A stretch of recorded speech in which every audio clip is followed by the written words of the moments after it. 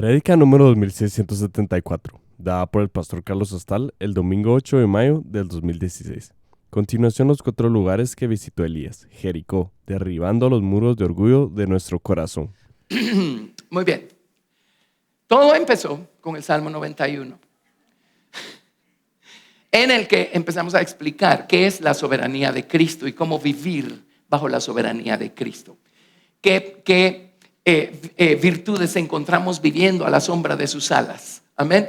¿Y qué ocurre si nos salimos de debajo de la sombra de sus alas? Bueno, hemos seguido hablando de la soberanía de Cristo y ahora les estoy explicando cómo en la vida del profeta Elías, el profeta Elías fue arrebatado vivo y se fue al cielo vivo, y él todavía está vivo en el cielo. Él no se murió, se fue vivo. Amén. Lo que significa que Dios puede hacer tal cosa como trasladar gente viva. ¿De acuerdo? Bueno, pero Dios le pidió visitar 4 lugares. Una lección tremenda para nosotros de 4 experiencias básicas, grandes, que tienen que acontecer en nuestra vida para nosotros también poder calificar y tener un boleto en ese carro de fuego que vino a traer al profeta Elías y se lo llevó vivo al cielo. Amén. El primer lugar al que fueron Elías y Eliseo fue Gilgal, porque necesitamos que el Señor circuncide nuestro corazón carnal y nuestros oídos. ¿Sí? Muy bien. Luego el segundo lugar al que fueron Elías y Eliseo fue Betel, porque necesitamos aprender a pagar nuestros votos de gratitud. Amén. Al Señor. El tercer lugar al que Elías y Eliseo fueron es Jericó. Y luego de último se fueron al Jordán. Y después de estar en el Jordán, allí fue donde vino este carro de fuego y su gente a caballo y un torbellino. Y el Señor se llevó vivo a Elías. Amén. Y yo me quiero ir vivo de aquí.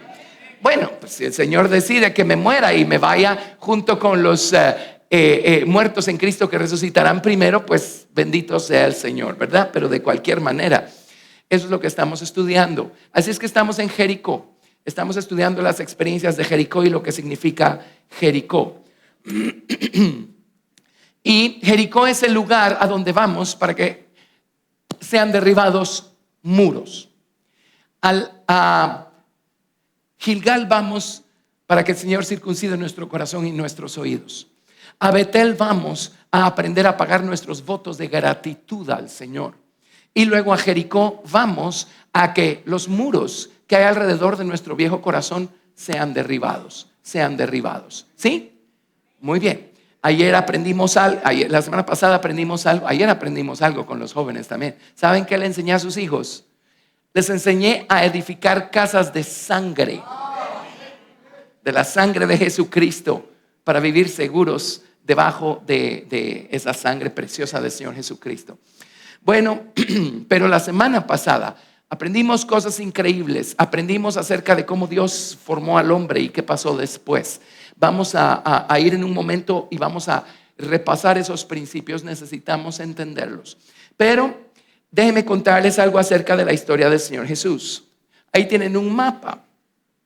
La tierra de Palestina. Ok. Eso de no hay mapas disponibles, no le hagan caso, porque yo veo muy disponible mi mapa. No sé por qué dice que no está disponible. Ahí está mi mapa. Y la mayor parte del tiempo el Señor Jesucristo se la pasó en la región de Galilea, que es acá donde está. No, espérenme, ya se me chiquito. Acá donde está el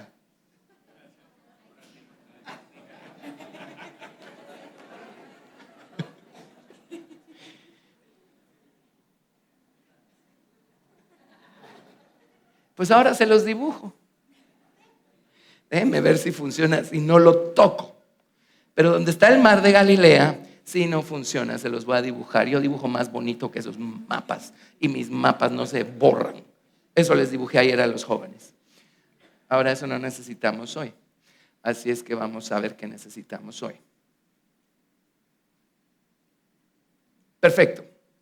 El Señor Jesús, la mayor parte del tiempo y una buena parte o la mayor parte de su ministerio no la hizo en Jerusalén.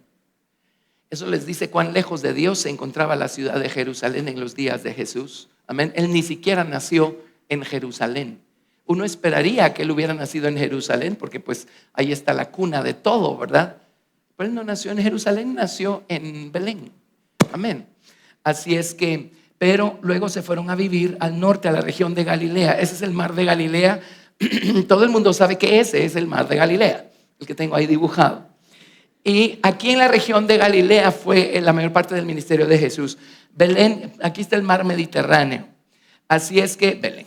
Nazaret quedaba como por acá, y aquí quedaba Capernaum, de ahí era Pedrito. Aquí quedaba Tiberias, y todas esas historias de Jesús andando sobre las aguas, y todo eso aconteció en el mar de Galilea. Aquí está el río Jordán que desciende, y aquí está el mar Muerto. Pero aquí están las famosas cuevas de Qumran, donde encontraron todos esos manuscritos hace unos años, ¿verdad?, de la Biblia. Y la ciudad de Jerusalén anda como por aquí. Aquí está Jerusalén, voy a abreviar acá. Aquí está Tiberias, aquí está Capernaum, este es el mar de Galilea. Y este es el mar Muerto. El ministerio de Jesús aconteció en su mayor parte en Galilea, al norte. Pero Jesús iba y venía, porque cuando llegaba el momento de celebrar las fiestas, pues él, como buen judío, bajaba a Jerusalén, donde estaba el templo, a celebrar las fiestas. Por supuesto, él iba a hacer algo más que lo que iba a hacer el resto de la nación de Israel, que tenía un velo y que estaba alejada de Dios.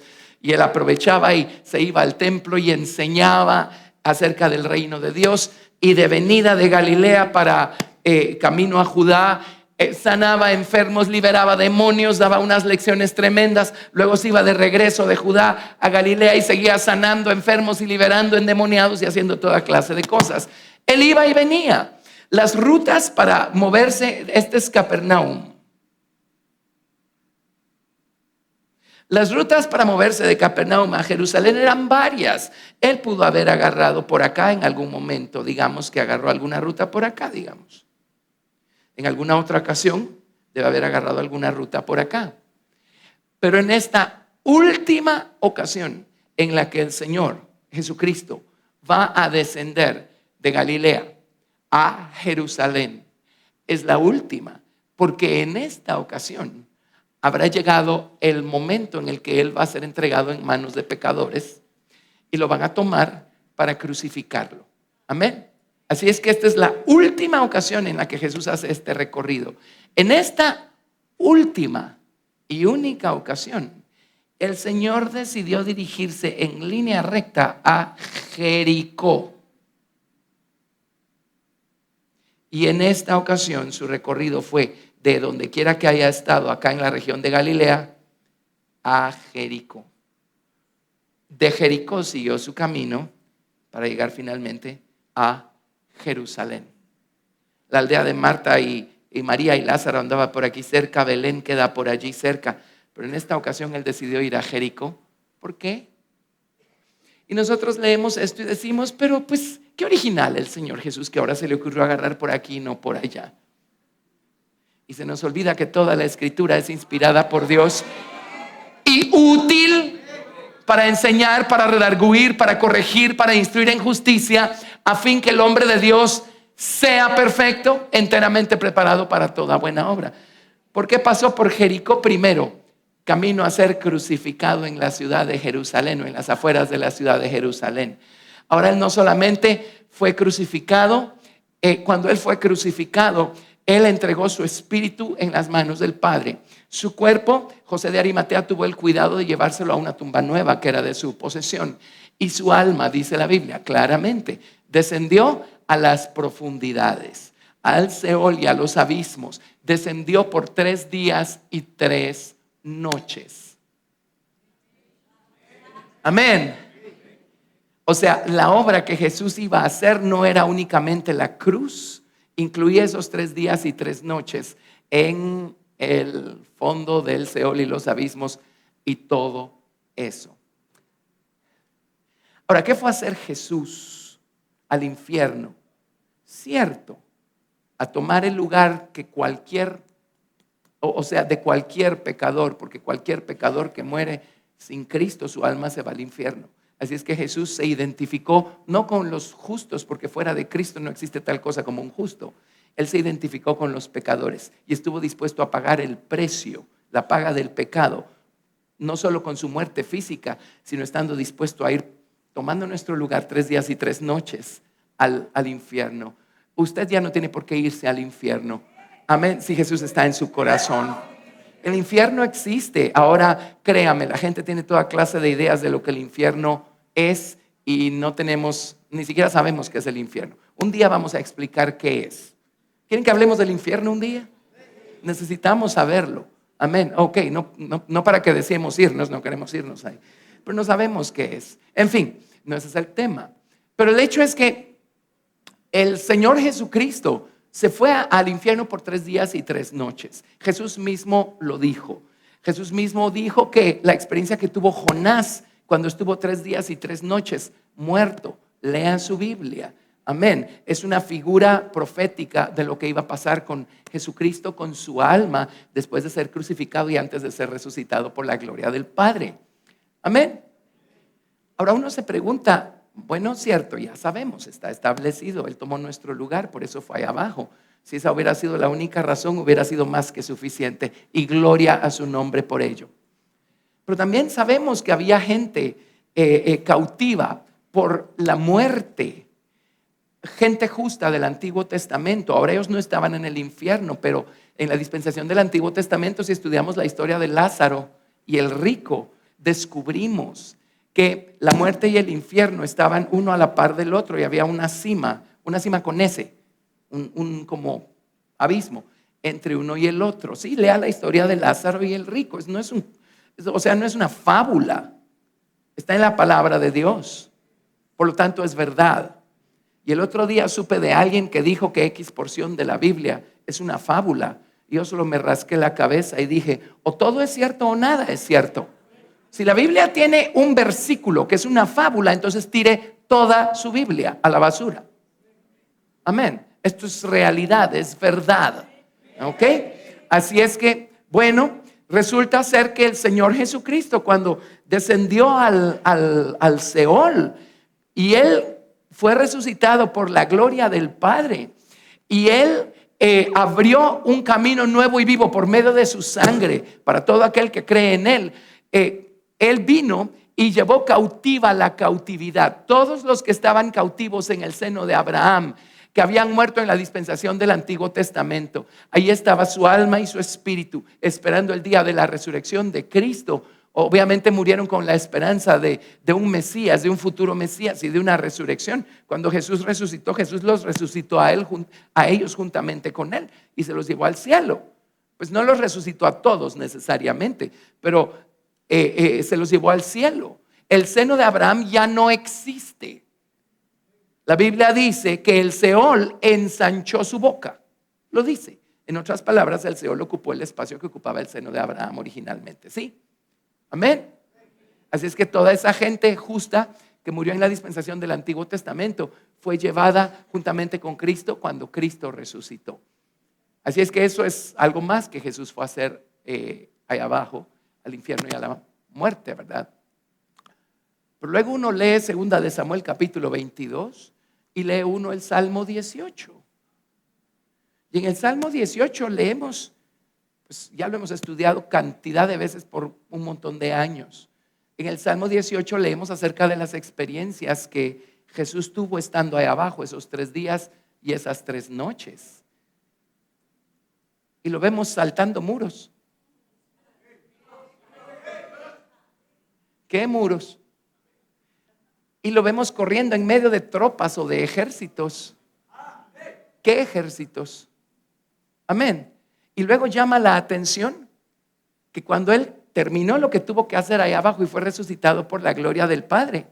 El libro de Hebreos capítulo 1 verso 4, gracias, dice, por cuanto heredó un más excelente nombre, ¿o no? Pero si Él vino en el nombre de su Padre, ¿cómo puede heredar algo si ya tiene el nombre de su Padre?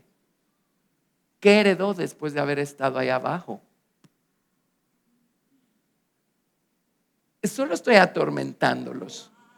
Todo eso está en su Biblia. Lo que pasa es que no se nos ocurre preguntarnos por qué estamos leyendo lo que estamos leyendo. Dice que heredó un más excelente nombre, ¿o no? ¿No me cree? Hebreos capítulo 4. Perdón, capítulo 1, verso 4. Hebreos capítulo 1, verso 4.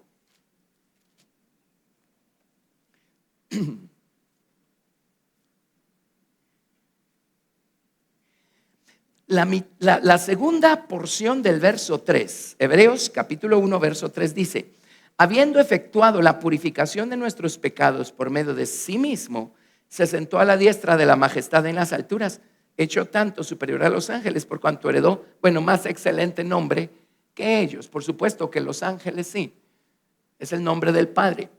Pero, oigan esto, cuando venga a reinar, dice la Biblia que Él viene con un nuevo nombre. ¿O no? Él viene con un nuevo nombre. ¿Qué es ese nuevo nombre? ¿Qué es todo esto que estamos leyendo? ¿Cómo lo conciliamos? No era esta la cita que quería, porque es obvio que Él tiene un nombre más excelente que los ángeles. Es otra la cita que quería yo, pero está bien. El hecho es que Él viene con un nuevo nombre cuando venga a reinar. Amén. Eso lo tenemos, vamos a ver en Apocalipsis.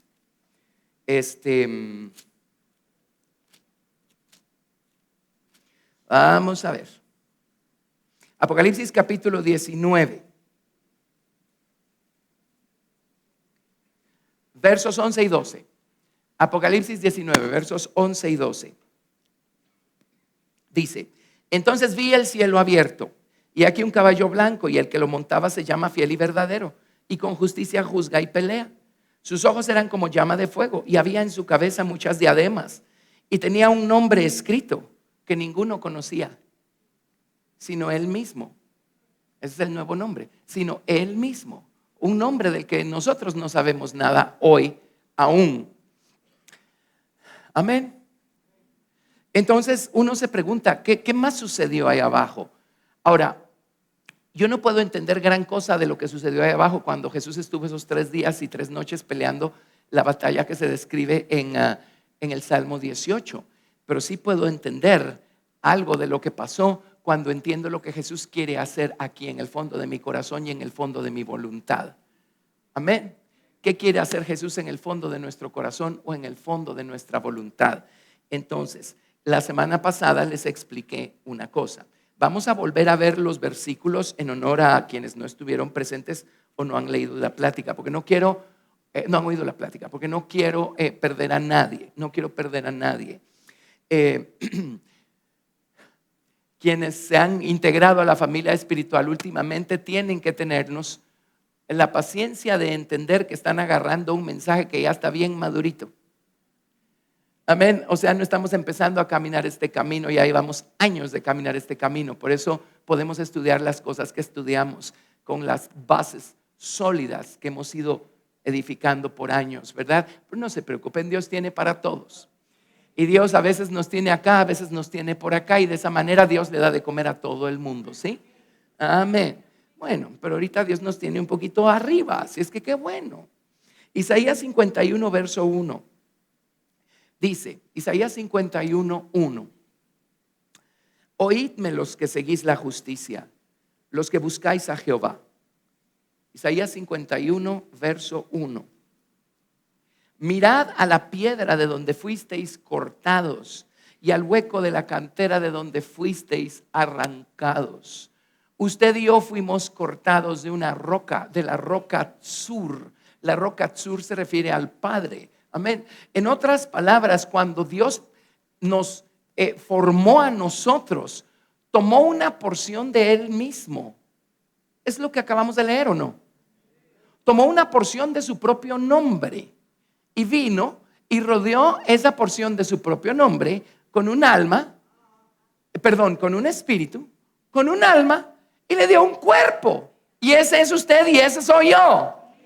Amén. Y ese era el primer hombre y la primera mujer, el primer Adán, el hombre y la mujer. Los dos se llamaban Adán al principio. Fue después de pecar que Adán le llamó Eva a Eva.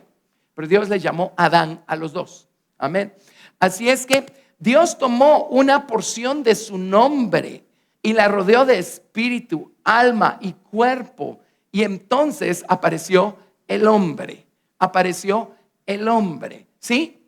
Ahora no pasó mucho tiempo, relativamente hablando, sin que la serpiente viniera y buscara meter todas sus tinieblas adentro del hombre, con miras a tomar cautivo ese nombre y a tomar prisionero ese nombre que está en el fondo de la naturaleza humana, o en el centro de la naturaleza humana, que es su mente Kerev. Si ustedes tienen acceso a las herramientas de idiomas, hebreo, griego y todo aquello, van a descubrir clarito que el nombre del Señor estaba o está en la mente Kerev del hombre. Y resulta que la mente Kerev es aquello que Dios nos dio para que bendijéramos su nombre. Con razón no podemos. Pues cuando nos está yendo re bien, sí podemos. Pero entonces viene Dios y nos hace pasar por alguna situación difícil. Cuénteme si puede. Algo necesita ser libre en nosotros. Algo necesita ser libre en nosotros. Porque si somos honestos, cuando estamos pasando por infiernos personales, nos es prácticamente imposible. No sale natural bendecir el nombre del Señor. Algo está cautivo. ¿Me siguen hasta acá? Muy bien, algo está cautivo, es obvio. Así es que la serpiente tomó cautivo, como prisionero de guerra, ese nombre que está dentro de nosotros. Y de esa manera, con la ayuda de la serpiente, se formó dentro de nosotros lo que Pablo en el libro de Romanos llama el cuerpo del pecado. Pablo le llama la mente carnal. Amén. Allí se sentó el yo, el ego en el trono del corazón, sacando a Dios de en medio. Y el hombre, con ayuda de la serpiente, se convirtió en el dueño de su propia vida. Amén. Y sacó a Dios afuera. Y entonces el orgullo humano empezó a edificar una serie de muros y muros y muros y muros, con el propósito de sentirse tranquilo, confiado en ese trono. Y estos muros lo defienden para que nadie se meta con él y lo saque de allí. Así es que hoy en día tenemos nosotros el corazón humano. Y dentro del corazón humano hay un trono. Es un trono. Y allí en el trono está sentado su ego, yo. Y para que nadie lo saque de allí, ese yo está rodeado con una serie de muros de orgullo. ¿Alguna vez alguien ha hablado mal de usted?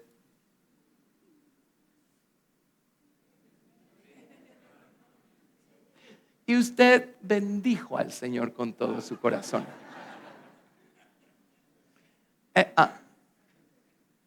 Ahí se evidenció uno de los tantos muros de orgullo que tenemos adentro. ¿Que no saben quién soy? Yo. Amén.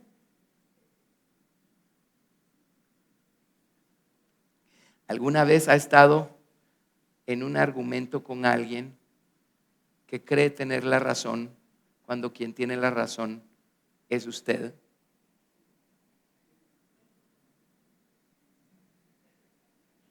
Pero por la razón que sea, resulta que la otra persona prevalece. ¿Usted bendice al Señor con todo su corazón cuando eso pasa? No. Ahí se manifiesta otro muro de orgullo. Jesús nos salvó de la paga del pecado, que es la muerte y el infierno, pero es obvio que esos muros todavía están adentro. Ahora déjenme contarles, Jesús ahora anda detrás de esos muros. Porque adivinen qué, anda detrás de este trono. Amén. Ahora, para que Él pueda verdaderamente ser el dueño de todo nuestro ser, y Él pueda ir derribando los muros y pueda apoderarse de una buena vez del trono, por así decirlo, liberando el nombre del Señor que está dentro de nosotros. Para que eso ocurra, déjenme decirles algo. Vamos a hacer un cuadro acá y vamos a dibujar a un cristiano.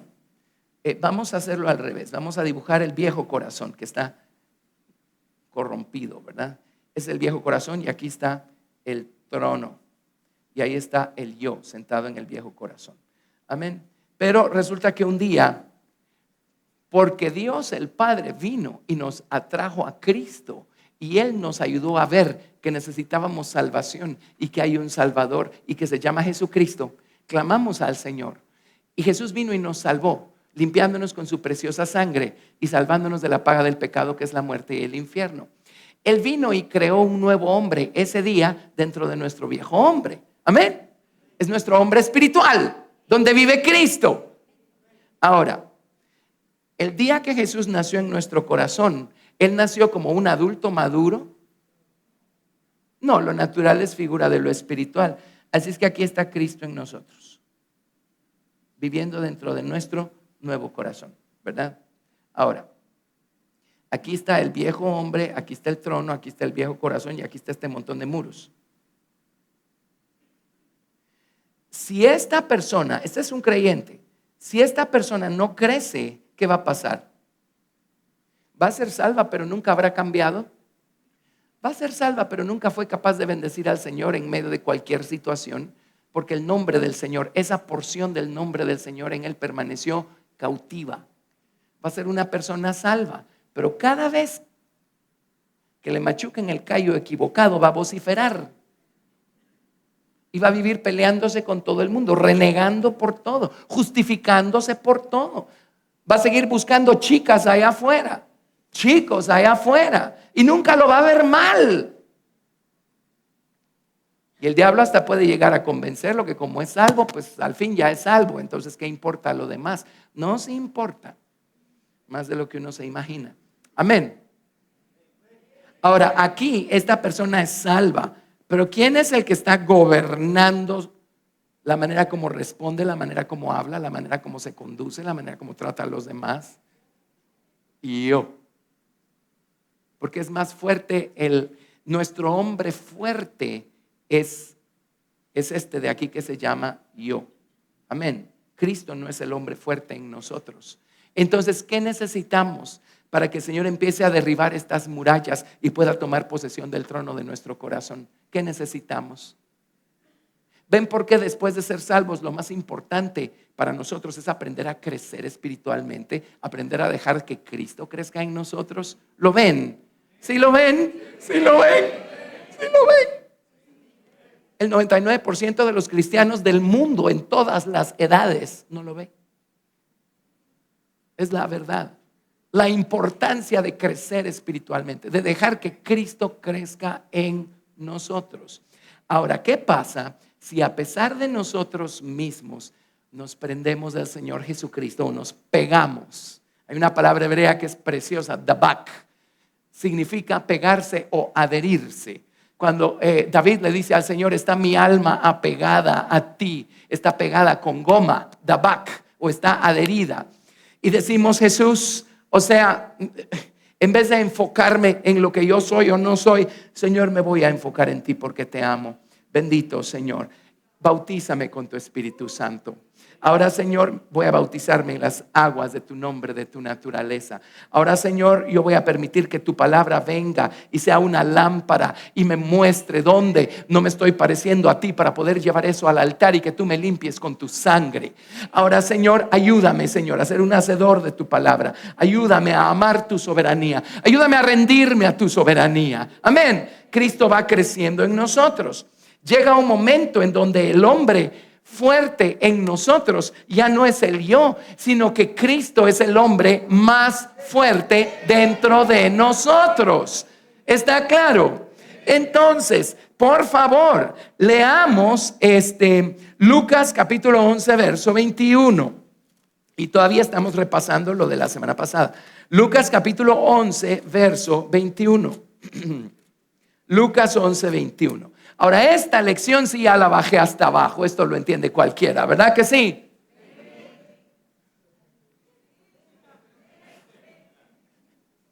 Lucas 11, 21. ¿Lo tienen? Vamos a leerlo todos en voz alta. Verso 21 y verso 22. La primera palabra es ¿cuándo? Vamos. Cuando el hombre fuerte, armado, guarda su palacio, en paz está lo que posee. Pero cuando viene otro más fuerte que él y le vence, le quita todas sus armas en que confiaba y reparte el botín. Todo lo que necesitamos lograr es que Jesús sea un hombre más fuerte que nuestro viejo hombre.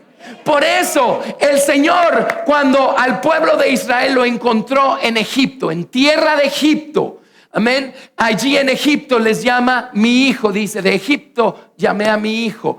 El Señor los saca de Egipto con la sangre del Cordero de la Pascua, figura de la salvación, con la columna de nube y fuego, figura del bautismo con el Espíritu Santo. Los hace atravesar el mar rojo en seco, figura del bautismo en agua, en el nombre o la naturaleza del Señor Jesucristo. Luego se los lleva al monte de Sinaí y ahí les revela el sacerdocio, el diseño del tabernáculo. En otras palabras, les enseña cómo van a crecer ahora, cómo van a seguir edificando encima de los cimientos que ya Dios puso allí. Amén. Les da su ley moral en el monte de Sinaí, les enseña, los instruye. 1 año los tiene estacionados en intensivo. Amén. Enseñándoles, instruyéndolos. Y luego bueno, ellos se ganaron los 40 años de desierto, pero los tuvo 40 años en el desierto, con la esperanza de que aprendieran a poner por obra lo que habían oído en el monte de Sinaí. Amén. Pero el plan de Dios era que ellos crecieran espiritualmente, que ellos entendieran que todas esas cosas y procedimientos que Dios les reveló allí, que el sacerdocio, que el tabernáculo, que las ofrendas y su ley moral y todo eso, la esperanza que tenía el Señor era que ellos abrieran sus ojos y pudieran darse cuenta que todo eso que Dios les dio, Dios quería que se formara en ellos aquí adentro. Amén. Y que ellos crecieran y que ellos se convirtieran en un tabernáculo viviente y que la ley moral de Dios estuviera escrita en las tablas de sus corazones, no solo en tablas de piedra. En otras palabras, Dios, el plan que trazó es que entre las experiencias en Egipto y en el desierto, Israel creciera espiritualmente. El hombre espiritual creciera dentro de los israelitas, para que una vez cruzando el Jordán, ellos tuvieran suficiente capacidad espiritual para empezar a enfrentarse con todos esos gigantes y empezar a enfrentarse con todas esas ciudades amuralladas y empezar a derribarlas una por una, camino a tomar los montes de Jerusalén para finalmente establecerse allí y edificar allí un templo, porque allí había puesto Dios su nombre en este planeta. Amén. Es un cuadro de lo que Dios está haciendo aquí adentro. Nos salva, nos bautiza con su Espíritu Santo, somos bautizados en agua y el fundamento está. Ahora el Señor quiere que dejemos que Cristo siga creciendo en nosotros para que una vez esté Cristo lo suficientemente fuerte y maduro, en otras palabras, que seamos lo suficientemente maduros espiritualmente hablando, entonces ¿saben qué va a hacer el Señor? Empezar a exponer todos estos muros de orgullo que tenemos dentro. Si Cristo no está maduro en nosotros y Dios nos muestra todos los muros de orgullo que tenemos dentro, ¿qué pasa? ¿Qué pasaría? Vamos a ver algo imposible y nos vamos a desanimar y vamos a vociferar y vamos a salir corriendo, pegando de gritos. Por eso Dios es sabio. Y primero nos lleva por una jornada en la que Cristo va a crecer en nosotros. Entonces cruzaron el Jordán y allí empezó realmente la batalla. En Canaán estaba la verdadera batalla. Tenían que derribar un montón de muros, tenían que conquistar un montón de terreno, tenían que destruir a un montón de gigantes. Figura de todo aquello que tenemos dentro. Dios no nos enfrenta con nuestra propia carnalidad sin no haber permitido que Jesús en nosotros creciera lo suficiente. Por eso, si no sabemos esto, el diablo nos va a agarrar. Porque ¿cómo puede ser que hoy, 20 años después, 30 años después, empiecen a salir de nosotros un montón de actitudes? ¿Qué nos dice el diablo cuando no sabemos mejor?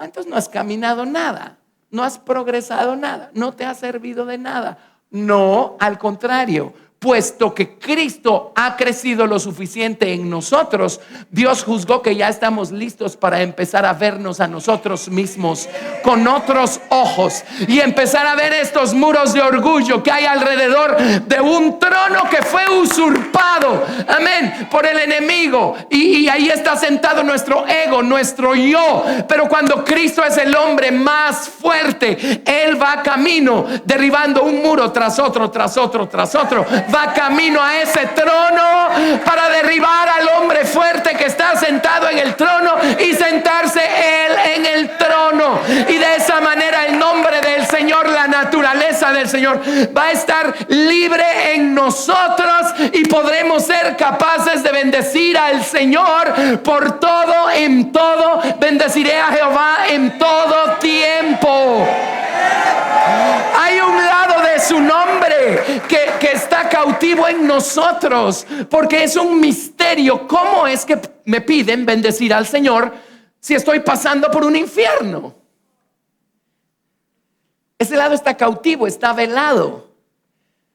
Para los que ya sabemos un poco mejor por la gracia y la misericordia de Dios, pero ustedes mismos me han contado que a veces algún su amigo cristiano les dice: fíjate que estoy pasando por esta situación, y ustedes le han dicho: ¿por qué no bendices al Señor? ¿Qué respuesta reciben? ¿Cómo se te ocurre decirme que bendiga al Señor? ¿Cómo voy a bendecir al Señor en medio de esta situación? ¿Es cierto o no es cierto?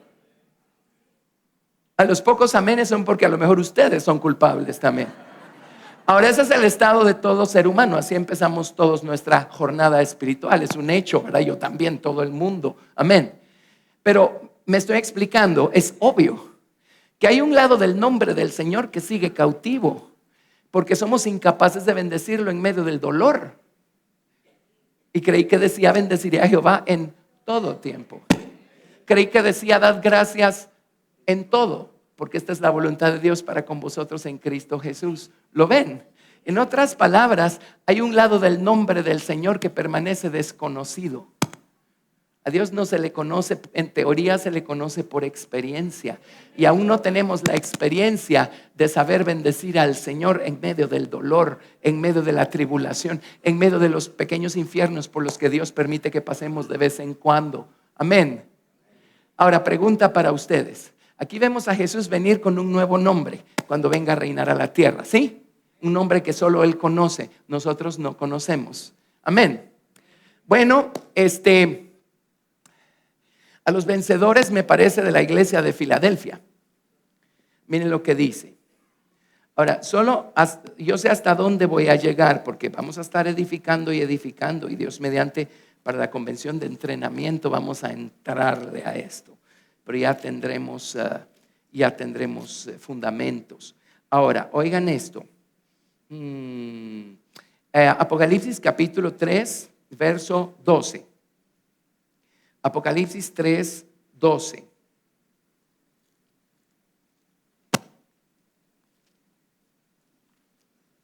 Apocalipsis capítulo 3, verso 12.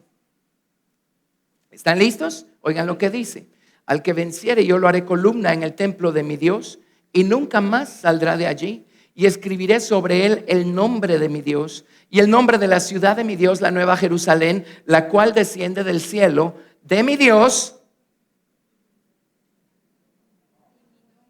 y mi nombre nuevo. ¿Cuál? Hay un aspecto de ese nombre que no conocemos. Amén. Hay un aspecto de ese nombre que no conocemos, pero los vencedores van a tener escrito en su frente ese aspecto del nombre de Dios que solo ellos habrán llegado a conocer. Para otros habrá permanecido velado para siempre. ¿Lo están viendo? ¿Lo están viendo?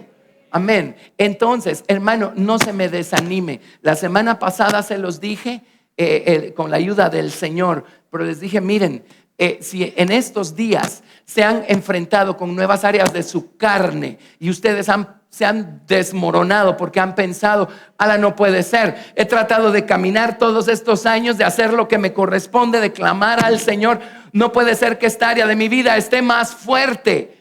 Amén. No puede ser que hoy esté lidiando yo con estas cosas de mi carne. ¿Les ha pasado? Bueno, ¿qué les está diciendo el diablo? Ajá, es porque no han caminado ni un milímetro. No le hagan caso al diablo. Él nunca les va a decir la verdad. A él no le conviene que entendamos que él está tratando de sostenerse por medio de nuestro viejo hombre y de nuestro orgullo. Está tratando de sostener este bastión que tiene adentro de la voluntad humana, y él no está dispuesto a soltarlo. Por eso nos da toda clase de mentiras y engaños y excusas, y nos dice: ni siquiera lo intentes. Estas ciudades son amuralladas hasta el cielo, y nosotros somos como langostas, y los habitantes de la tierra son como gigantes. Ese es el diablo. Está usted viendo actitudes que nunca antes había visto. Eso es porque Dios consideró que Jesús en usted ya está lo suficientemente maduro para que usted empiece a derribar murallas, a derribar murallas, a derribar murallas, y a avanzar camino al monte de Sión. ¿Qué es el monte de Sión dentro de usted? El lugar donde está el nombre, esa parte de la roca, amén, que está en nosotros. Lo ven. Así es que no nos desarmemos, no nos desanimemos. ¿Por qué pone delante de nosotros nuestra carnota? Porque llegó el día para que con la ayuda de Jesús eso sea derribado. Ahora, ¿qué va a pasar? Va a aparecer otro muro. Entonces el diablo nos va a decir: no lograste nada, no es cierto, ya se fue el primer muro, ahora vamos con el segundo. Y cuando se derribe el segundo, va a aparecer un tercero. Y el diablo nos va a decir: no estás logrando nada, no es cierto, ya se fueron dos, ya van dos, ahora que se vaya el tercero, que se vaya el tercero. ¿Cuántos muros hay? Yo no sé, ¿qué importa si son sopotoscientos? Jesús, el hombre más fuerte, es eterno, infinito. Pero lo que estoy diciendo es: trabaje con sus muros. Olvídese de los muros de su vecino, de su pariente y de su amigo. Enfóquese en los suyos. En los suyos. No justifique sus actitudes. Amén. Usted responde con aspereza. Habla mal de los demás. Ajá. Y supongo que todos tienen la culpa. Usted es el único santo en la comarca, ¿verdad? No, esos son sus muros. Son sus muros, suyos. Dios solo usó a la otra persona para que usted pueda ver sus muros, sus actitudes, sus respuestas, sus acciones. Amén. Y empiece usted a hacer algo, no con el vecino, ni con su amigo, ni con su pariente. Con usted. Cristo en nosotros, la esperanza de gloria. Porque Cristo a la diestra del Padre nos salvó de la paga del pecado. Pero Cristo tuvo que venir al corazón para ahora empezar a crecer en nosotros y salvarnos de nosotros mismos. Salvarnos de nuestros muros de orgullo y tomar por asalto el trono y liberar el nombre del Señor en nosotros. Amén. ¿Por qué los 144,000 en Apocalipsis 14 que tienen el nombre del Padre escrito en la frente cantan un nuevo cántico que nadie más, ni siquiera los 24 ancianos y los 4 seres vivientes, pueden cantar? Amén. Porque ni los 24 ancianos ni los 4 seres vivientes lograron llegar hasta el trono y liberar ese nombre. Pero los 144,000 lograron llegar en sus vidas al punto de poder bendecir al Señor aún en medio del infierno y de la muerte y de la tribulación y de las aflicciones y del dolor, entendiendo que Dios es el creador de todas las cosas y que todas las cosas obran a bien para los que aman a Dios. Amén. ¿Lo ven? Camino a eso nos está llevando el Señor en estos días. ¿Está claro? Bueno, démosle al Señor la gloria. Gracias a Dios. Gracias a Dios. Gracias a Dios, gracias a Dios. Muy bien. Bueno, creo que puedo empezar a predicar entonces. Va Mateo 19, Mateo 19. Mateo 19. Amén. Hoy sí. Bueno, Mateo 19. Y en Mateo 19, el Señor Jesús empezó su jornada, la última. Y que yo sepa, la única ocasión en la que tomó esta ruta determinada y se fue directo a Jericó, camino a Jerusalén. Y el Señor eso hace con nosotros. Nos lleva primero a Jericó porque necesitamos derribar muros. Amén. Porque vamos camino a Jerusalén. Vamos camino a Jerusalén. Amén. Al trono, para que Jesús se siente en el trono y el nombre del Señor sea libre en nosotros, de tal manera que podamos bendecirlo, alabarlo y darle gracias en todo. ¿Sí? Y aquí empieza la narrativa. ¿Necesitan que cambie de micrófono o vamos bien? Vamos bien, ok. Mateo 19, verso 1. Aconteció que cuando Jesús terminó estas palabras, se alejó de Galilea y fue a las regiones de Judea, al otro lado del Jordán, y le siguieron grandes multitudes y los sanó allí.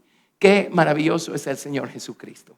Él siempre quiere, no solo puede, quiere sanarnos, ¿sí? Amén.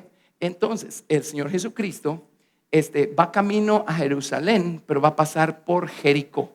Eso lo saben porque ya les conté. Más adelante vamos a ver dónde llega a Jericó. Pero de camino se enfrentó con una serie de situaciones. Si va camino a Jericó de manera explícita, amén, es porque el Señor tiene una lección que darnos acá. Y en esa última jornada camino a Jerusalén, el Señor empezó a dejar al descubierto un montón de muros que hay en el corazón de los hombres y que necesitan ser derribados. ¿Sí? Amén.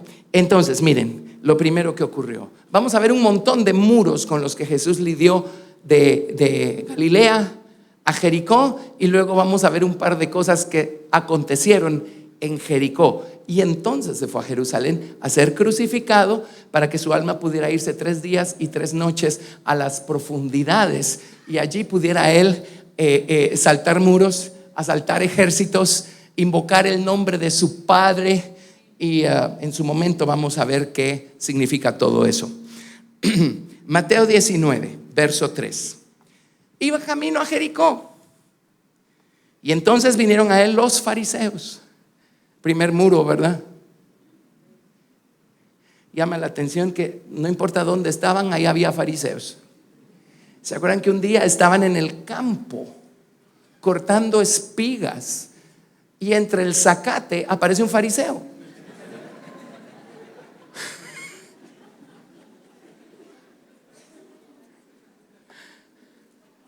¿Cómo sabemos si nosotros tenemos un fariseo adentro?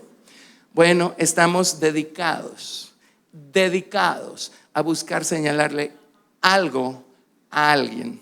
Amén. Algún error a alguien. Bueno, vinieron a él los fariseos tentándole y diciéndole: ¿es lícito al hombre repudiar a su mujer por cualquier causa?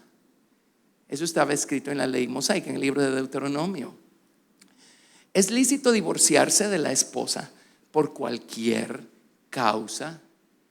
Ahora aquí Jesús es como que estaba esperando que le hicieran la pregunta, porque va a lidiar con el muro número 1. Amén. De esta serie de muros, son un montón de muros. Él respondiendo les dijo: ¿no habéis leído que el que los hizo al principio, varón y hembra los hizo? Y dijo: por esto el hombre dejará padre y madre y se unirá a su mujer, y los dos serán una sola carne. Así que no son ya más dos, sino una sola carne. Por tanto, lo que Dios juntó o unció bajo el mismo yugo, no lo separe el hombre. ¿Están escuchando? Ok. Le dijeron: ¿por qué pues mandó Moisés dar carta de divorcio y repudiarla? Ahora, la verdad no es que quisieran saber. Lo que estaban tratando de hacer es de tentarlo para que él cometiera un error y entonces poder acusarlo. Y así son los fariseos, ¿verdad? Y mucha gente lamentablemente escucha la palabra de Dios con ese fariseo ahí adentro, ¿verdad? Y en vez de ser oidores y hacedores de la palabra de Dios, se convierten en jueces de la palabra y empiezan. Allí puso una coma fuera de lugar, ¿sí? Y entonces nunca reciben nada para ellos. ¿Cuántos fariseos oyeron la palabra de Dios? Ciertamente hubo fariseos que se convirtieron, por supuesto que sí, pero en términos generales, ¿se acuerdan qué les dijo Jesús? Les dijo: mi palabra no haya cabida en vosotros. ¿Por qué no podía entrar? Muros. No importa cuán buenos religiosos seamos, si ahí están los muros, no somos mejor que un mal religioso. Amén. Bueno, muros. Entonces, ¿por qué pues mandó Moisés dar carta de divorcio y repudiarla? Él les dijo: por la dureza de vuestro corazón, por los muros. Por la dureza de vuestro corazón, Moisés os permitió repudiar a vuestras mujeres. Mas al principio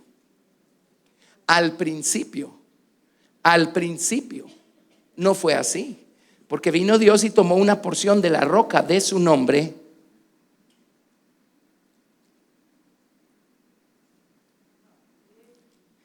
la rodeó con un espíritu, con un alma, con un cuerpo, y el Señor estaba sentado en el trono del corazón, y el Señor reinaba y gobernaba. Así es que por fuera que salía sino la naturaleza del Señor que Dios puso en el hombre, hecho a su imagen, conforme a su semejanza. Entonces viene el Señor y toma una porción del hombre y con ella forma a la mujer.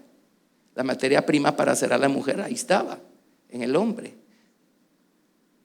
Lo escribí al revés porque pues el hebreo se escribe de derecha a izquierda.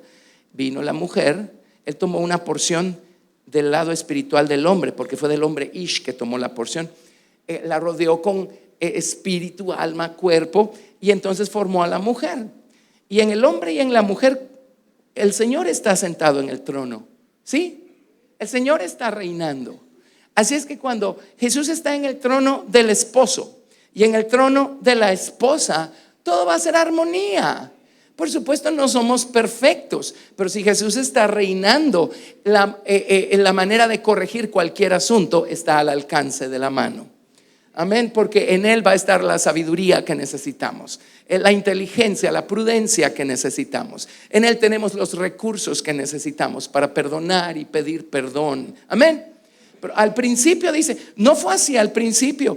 Al principio no había tal cosa como que el hombre le diera carta de divorcio a su mujer.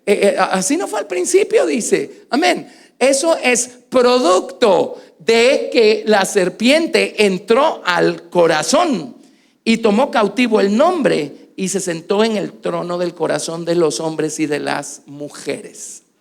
Entonces, a partir de entonces, aquí tenemos al esposo que va a contraer nupcias con su esposa. Este es el esposo, esta es la esposa.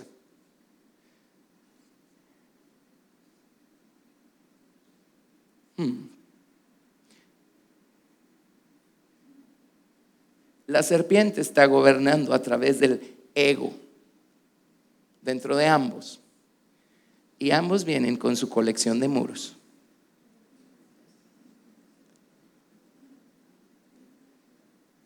Al altar delante del ministro: vamos a casarnos.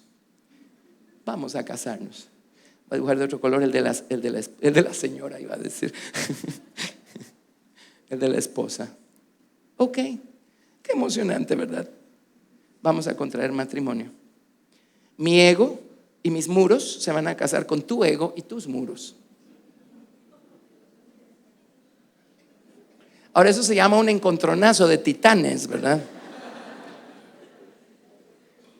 Ahora, los hermanos Gustavo y Rosemary nos han dado unas estadísticas increíbles y por boca de ellos sabemos que hoy el nivel de divorcios entre cristianos ya superó al número de divorcios entre no cristianos. Ahora, eso es penoso y vergonzoso. Eso les dice que es una realidad lo que estamos escuchando en esta mañana. ¿Qué estamos escuchando en esta mañana? Que podemos ser salvos y tener una fortaleza de orgullo intacta adentro del corazón. La gente no crece, la gente no madura. De acuerdo, algunos no saben cómo y darían la vida por saber las cosas que ustedes oyen con tanta liberalidad todo el tiempo por la gracia y la misericordia de Dios. A otros no les interesa. ¿Saben por qué? Porque se sienten tan contentos con sus muros y tan felices y tan seguros. Amén. Sus muros se han convertido en parientes cercanos, tan cercanos que no están dispuestos a dejarlos ir. Amén. Pero ¿qué es entonces? Bueno, o sea, mis muros no tienen conflicto con los muros de alguien más si yo no vivo con esa persona, pero solo cásenlos. Solo casen a esas dos personas. ¿Y qué ocurre? Empieza la competencia entre el orgullo de él y el orgullo de ella. Y vamos a ver quién tiene las murallas más fortificadas, más altas, más gruesas. Y lo peor es que desde adentro lanzamos bombas y lanzamos aceite hirviendo y lanzamos de todo, piedras, de todo. ¿Lo ven? Entonces, ¿ven la respuesta de Jesús? Dijo, al principio no fue así, porque al principio Dios estaba reinando en el corazón del hombre y de la mujer. Al principio no había murallas de orgullo por ningún lado. Entonces, ¿por qué mandó Moisés a repudiar a la mujer por cualquier causa? Ahora, tampoco era por cualquier causa, ¿verdad? Tampoco era por cualquier causa. Pero el hecho es que viene Jesús y dice en más o menos palabras,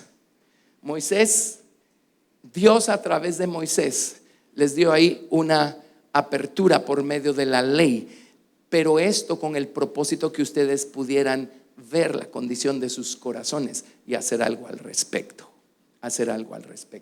Entonces responde y dice, verso 8 otra vez, Él les dijo, por la dureza de vuestro corazón Moisés os permitió repudiar a vuestras mujeres, mas al principio no fue así. Yo os digo que cualquiera que repudia o se divorcia con su mujer, excepto, salvo o excepto por causa de fornicación. Esa palabra es la misma palabra para adulterio. En algunas Biblias lo traducen adulterio, en otras lo traducen fornicación. Pero dice, con la excepción de cuando haya habido adulterio o alguna forma de infidelidad de ese tipo, dice, excepto por causa de adulterio, y se casa con otra, adultera. Dice, y el que se casa con la repudiada, adultera. Notan ese excepto, solo aparece en el libro de Mateo. Ahora estoy tratando de leer lo que dice. Y dice, la única razón por la que una persona puede divorciarse de su cónyuge y se puede volver a casar es si fue por adulterio de parte de la otra persona. Si es solo porque no se llevaban bien, porque no se entendieron, porque se alegaban, porque estaban en competencia para ver quién era más orgulloso que el otro, entonces están en un problema.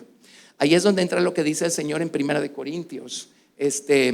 Vamos a ver, no tengo la cita aquí porque no es una consejería matrimonial lo que les estoy dando ahorita, pero creo que vale la pena una consejería matrimonial en este momento, ¿verdad? Déjenme ver dónde está. Creo que es 1 Corintios 7, vamos a ver. En 1 Corintios 7 dice, si no se llevan bien, sí, cabal, 1 Corintios 7, verso 10. Dice, si no se llevan bien porque uno de los dos no es creyente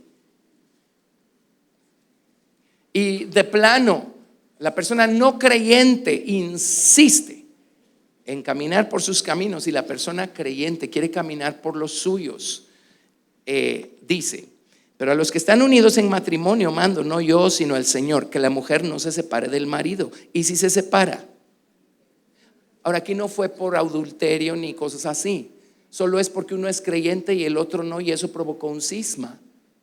Entonces dice, si se separa, quédese sin casar.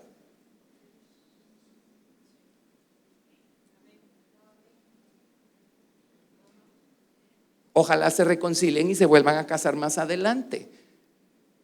No sé si alguna vez habían leído esto. ¿Pero por qué se dan estas cosas? Por la dureza del corazón. Por la dureza del corazón. Amén. Miren todos los muros que sacó al descubierto el Señor Jesucristo aquí. En primer lugar, el que hay alrededor de los fariseos, ¿verdad? De su corazón, que solo andan, en vez de darle cabida a la palabra, solo andan viendo cómo juzgan al que da la palabra para ver en qué falla y en qué erra. Luego encontramos un muro en el corazón de aquella persona que adultera. Amén. Y eso es lo que le hace adulterar. Es el famoso orgullo de satisfacción que hay en el viejo corazón, ¿verdad? Amén. Pero luego también menciona el muro que hay en el corazón de un hombre que dice: como no nos llevamos bien, mejor separémonos. O sea, entiendo, la gente que no conoce a Cristo no tiene las herramientas para lidiar con estas cosas. Lo entiendo. Y aún en la generación de sus abuelos y de mis abuelos era suficiente la presión cultural para que se mantuvieran unidos. Eso les dice en qué clase de tiempos estamos viviendo. Amén. Ahora ya ni eso pone presión. ¿Cierto o no?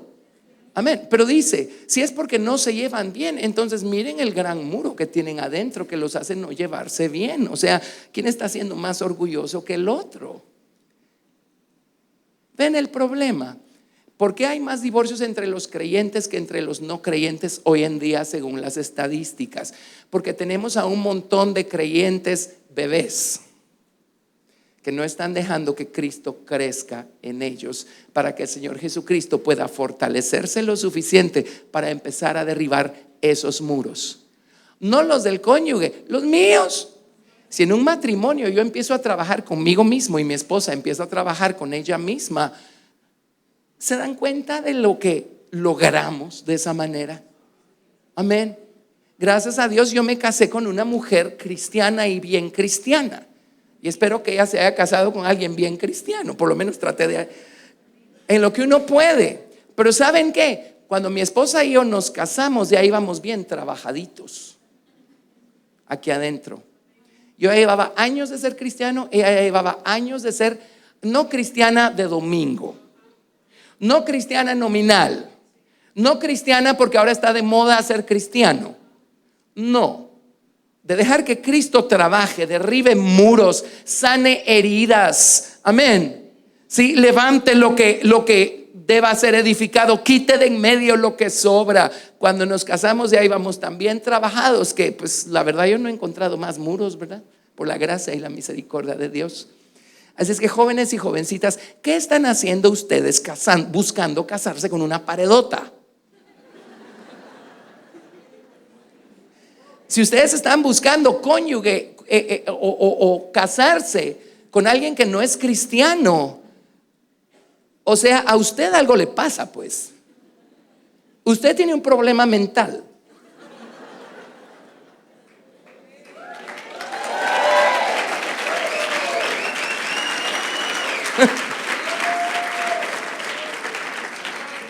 Si fuera espiritual, ese sería el menor de los problemas. Aquí lo liberamos y fin del asunto. Y todo el mundo quiere que sea un problema espiritual, porque qué fácil que oren por mí, me liberen. Yo ya me compuse, no tuve ninguna responsabilidad, no tuve que hacer nada. No, su problema es mental. Abra su cabeza y escuche lo que está oyendo. Y eso le va a salvar la vida. Amén. El problema no es que mi religión es diferente de la del otro. No, ahí usted tiene un problema también. Y también es mental. Amén. No es religión. ¿Está Cristo adentro o no? Y si sí está, ¿cuán grande está? ¿O cuán pequeño sigue? Si es porque la persona es recién convertida, se entiende que Cristo todavía esté pequeño ahí adentro. Pero si 20 años después sigue pequeño, yo no buscaría casarme con algo así.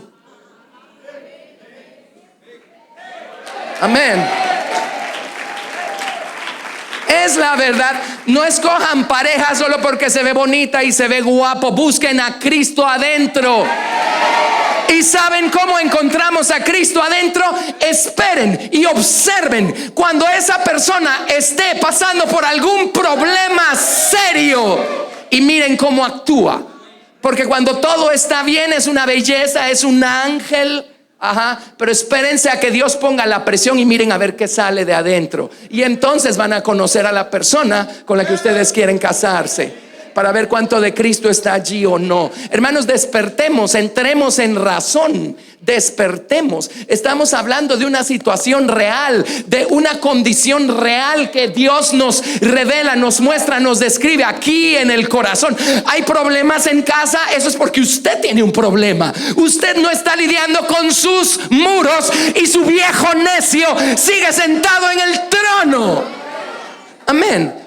Empiece a lidiar con sus muros, con sus muros. Y aquí Jesús lidió con los primeros y dijo: ¿saben por qué se pelean los esposos? Porque tienen dureza en su corazón, tienen una pared alrededor del corazón. Esa es la razón. ¿Lo ven? Regresemos. Bueno, ya no les dije nada aquí, pero en 1 Corintios 7, perdón, ya no lo leímos, 7:11 dice: y si se separa, quédese sin casar o reconcíliese con su marido, y que el marido no abandone a su mujer. Separarse y volverse a casar, así como ir a comprar hamburguesas a McDonald's, eso es pecado. Están destruyendo un cuadro que Dios diseñó de manera perfecta al principio. Amén. Ok, verso 12. Y los demás, yo digo, no el Señor: si algún hermano tiene mujer que no sea creyente y ella consiente en vivir con él, no la abandone. Y si una mujer tiene marido que no sea creyente y él consiente en vivir con ella, no lo abandone. Porque el marido incrédulo es santificado en la mujer, y la mujer incrédula en el marido. Pues de otra manera vuestros hijos serían inmundos, mientras que ahora son santos. No me meto ahorita a comentar eso, si no nos salimos del tema, pero eso es importantísimo también. Pero déjenme decirles algo. Cuando un esposo con dureza en el corazón y una esposa con dureza en el corazón deciden que prefieren seguir su camino, cada quien por su lado, ¿y los hijos? ¿Y los hijos qué? ¿Responsabilidad de quién son? Suya. Usted no solo está destruyendo su vida, está destruyendo un montón de vidas. Amén. Me explico. Estoy hablando de casos no justificados, pues estoy hablando de casos no justificados, por supuesto. Cuando los casos son justificados, como ya vimos, dice adulterio y esas cosas, entonces usted préndase de Dios y dígale: Señor, por mis hijos, Señor, dame la fuerza para ser mamá y papá de mis hijos. Amén, dame la fuerza para sacar adelante a mis hijos. Pero usted no empiece a ver a quién se une, porque usted tiene derecho a ser feliz. ¿Que sus hijos no tienen derecho a ser felices? ¿Qué va a hacer? ¿Dejarlos en el limbo? ¿Mandarlos al infierno? ¿Crearles un infierno? Amén. Hermanos, los cristianos tienen el mismo cerebro que la gente de allá afuera, porque la palabra de Dios no está hallando cabida en sus corazones, porque tienen un gran muro. Amén. Pero la Biblia dice que debemos renovarnos en el espíritu de nuestra mente, para que comprobemos cuál sea la buena voluntad de Dios, agradable y perfecta. Ya no deje que su viejo hombre y que su mentalidad carnal gobierne sus acciones. Eso no es Cristo en usted, ese es su viejo necio que está sentado en el trono rodeado de un montón de muros. Empiece a razonar conforme a la verdad, conforme a la luz de Cristo. Si nosotros aprendemos a razonar conforme a la verdad y a actuar conforme a la verdad, hermanos, la victoria es nuestra. Vamos a cosechar paz, reposo, gozo, vida, luz, amor para nosotros y para los nuestros. Amén. Pero muchos no están dispuestos a dejarse gobernar por Cristo, porque Cristo no es el hombre más fuerte dentro de ellos. Es su viejo necio el hombre más fuerte dentro de ellos.